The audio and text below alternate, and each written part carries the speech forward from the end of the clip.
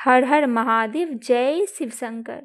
महादेव और माता पार्वती आप सभी भक्तजनों पर सदैव अपनी कृपा दृष्टि बनाए रखे। भगवान शिव को समर्पित सबसे बड़ा त्यौहार महाशिवरात्रि प्रत्येक वर्ष फाल्गुन महीने के कृष्ण पक्ष की चतुर्दशी तिथि को मनाया जाता है। यह त्यौहार शिव भक्तों के लिए बेहद खास होता है। इस दिन मंदिरों में एक अलग ही रौनक देखने को मिलती है। कहते हैं जो व्यक्ति सच्चे मन से इस दिन भगवान शिव को याद करते हैं उसकी समस्त मनोकामनाएं पूर्ण हो जाती है। इस शुभ दिन पर शिवलिंग की पूजा करने का विशेष महत्व माना गया है। इसीलिए कई भक्त फाल्गुन महीने की शिवरात्रि पर रुद्राभिषेक भी कराते हैं। महाशिवरात्रि व्रत में शिवरात्रि व्रत का कथा पढ़ना या सुनना बहुत फलदायी माना गया है। शिव पुराण में भी इस व्रत की महिमा बताई गई है। शिव पुराण के अनुसार जाने अनजाने में भी जो मनुष्य और जीव महाशिवरात्रि का व्रत कर लेता है वह शिव कृपा का भागी बन जाता है और उससे यमराज के दूत भी दूर रहते हैं। इसीलिए महाशिवरात्रि व्रत में शिव भक्तों को महाशिवरात्रि की इस कथा को अवश्य ही सुनना चाहिए या फिर पढ़ना चाहिए। आइए महाशिवरात्रि की एक पौराणिक कथा सुनते हैं। एक बार पार्वती ने भगवान शिव शंकर से पूछा, ऐसा कौन सा श्रेष्ठ तथा सरल व्रत पूजन है जिससे मृत्यु लोक के प्राणी आपकी कृपा सहज ही प्राप्त कर लेते हैं।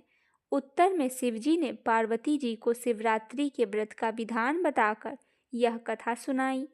एक गांव में एक शिकारी रहता था। पशुओं की हत्या करके वह अपने कुटुंब का पालन किया करता था। वह एक साहूकार का ऋणी था, लेकिन उसका ऋण समय पर न चुका सका। क्रोधवश साहूकार ने शिकारी को शिव मठ में बंदी बना लिया। संयोग से उस दिन शिवरात्रि थी। शिकारी ध्यान मगन होकर शिव संबंधी धार्मिक बातें सुनाता रहा। चतुर्दशी को उसने शिवरात्रि की कथा भी सुनी।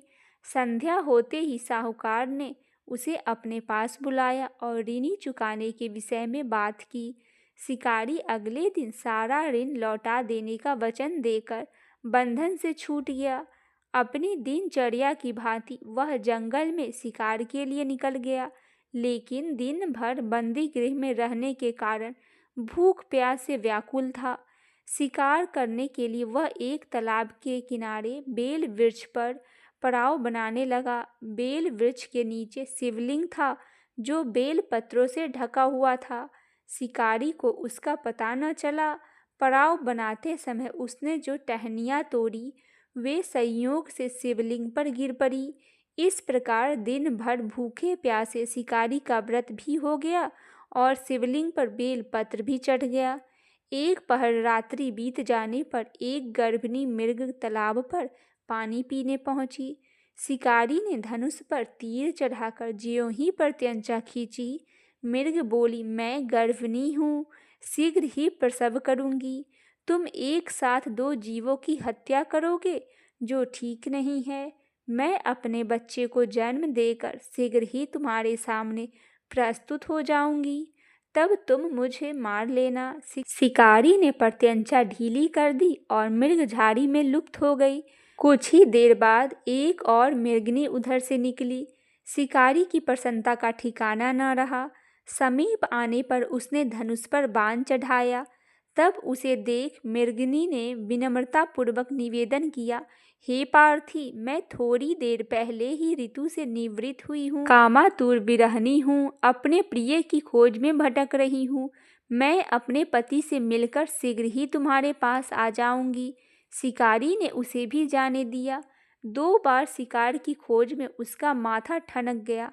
वह चिंता में पड़ गया कि रात्रि का आखिरी पहर भी बीता जा रहा है। तभी एक अन्य मृगिनी अपने बच्चों के साथ उधर से निकली। शिकारी के लिए वह यह स्वर्णिम अवसर था। उसने धनुष पर तीर चढ़ाने में देर न लगाई। वह तीर छोड़ने ही वाला था कि मृगिनी बोली, हे पार्थी, मैं इन बच्चों को पिता के हवाले करके लौट आऊंगी। इस समय मुझे मत मारो। शिकारी हंसा और बोला, सामने आए शिकार को छोड़ दूं? मैं ऐसा मूर्ख नहीं हूँ। इससे पहले मैं 2 बार अपना शिकार खो चुका हूँ।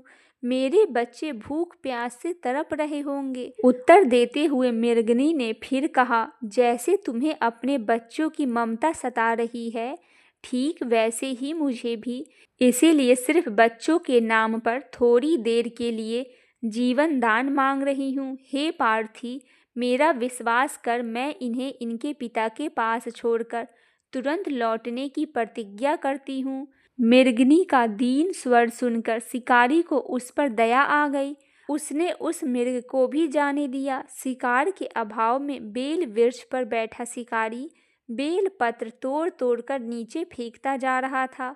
पौ फटने को हुई तो एक हष्ट पुष्ट मृग उसी रास्ते पर आया। शिकारी ने सोच लिया कि इसका शिकार मैं अवश्य ही करूँगा। शिकारी की तनी प्रत्यंचा देखकर मृग विनती स्वर में बोला, हे पार्थी भाई, यदि तुमने मुझसे पूर्व आने वाली 3 मृगनियों को छोटे छोटे बच्चों को मार डाला है तो मुझे भी मारने की विलंब न करो, ताकि उनके वियोग में मुझे एक क्षण भी दुख न सहना पड़े।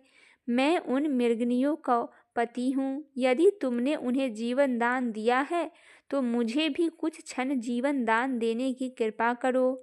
मैं उनसे मिलकर तुम्हारे सामने उपस्थित हो जाऊंगा।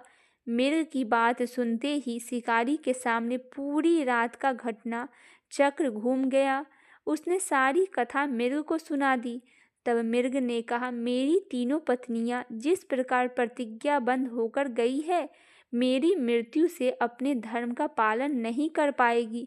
अतः जैसे तुमने उन्हें विश्वास पात्र मानकर छोड़ा है, वैसे ही मुझे भी जाने दो।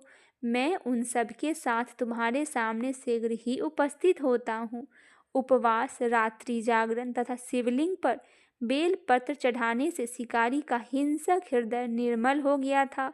उसमें भगवत शक्ति का वास हो गया था। धनुष तथा बाण उसके हाथ से सहज ही छूट गए। भगवान शिव की अनुकंपा से उसका हिंसक हृदय कारुणिक भावों से भर गया।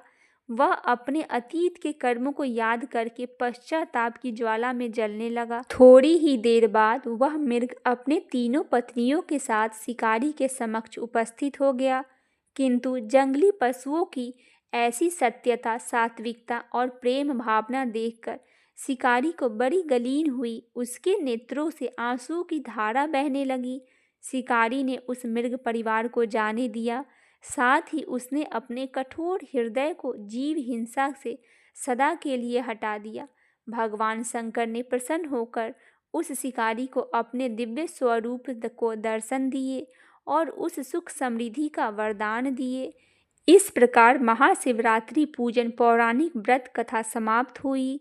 ओम नमः पार्वती पते नमः। हर हर महादेव।